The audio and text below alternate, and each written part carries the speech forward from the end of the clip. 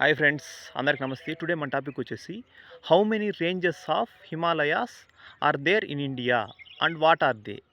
There are mainly three ranges of Himalayas in India. There are Greater Himalayas, Lesser Himalayas, Outer Himalayas. Some of the sub ranges of Himalayas also there. They are Trans Himalayas, Karakoram range. Once again, how many ranges of Himalayas are there in India and what are they? There are mainly three Himalayan ranges in India. They are Greater Himalayas, it is also called as Himadri range, and Lesser Himalayas, it is also called as Himachal range.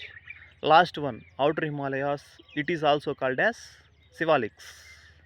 These are the main ranges of Himalayas present in India. నచ్చితే like చేయండి, share చేయండి, comment చేయండి. మరిన్ని videos కోసం మన ఛానల్ని subscribe చేసుకోండి.